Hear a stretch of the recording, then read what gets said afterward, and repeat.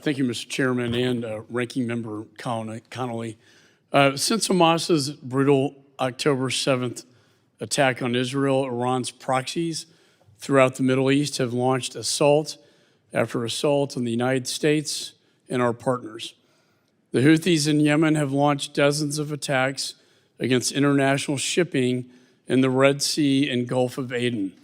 These ongoing Iran-backed attacks threaten a wide array of international interest. They are driving up shipping costs, increasing insurance rates, and disrupting global supply chains. The Houthis' latest escalation is a symptom of the international community's failure to address the Houthi threat.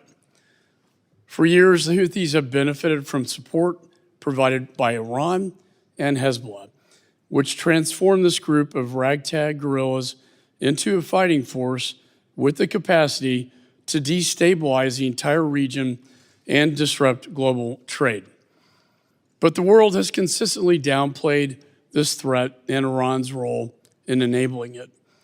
The Biden administration's policies have emboldened the Houthis at the expense of our regional partners. And by projecting weakness on the world stage, this administration has invited aggression.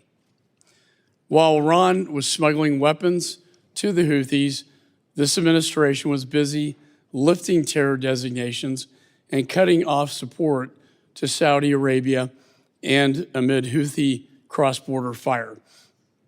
Appeasement has no place in U.S. foreign policy, but that is exactly what has occurred in Yemen and beyond. Even now, this administration continues to treat the Houthis with kid gloves. They are promoting a UN peace deal that would legitimize the Houthis' violent, autocratic rule over millions of innocent Yemenis and secure Iran's foothold in Yemen.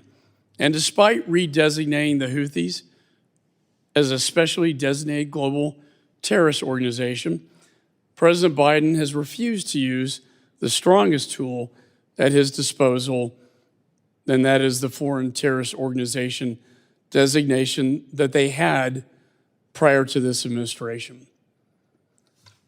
I think it's time to recognize them for who they are and redesignate them as a foreign terrorist organization.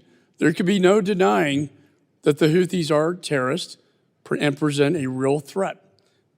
As attacks by the Houthis continue, urgent action is clearly needed to deter them and defend U.S. national interest.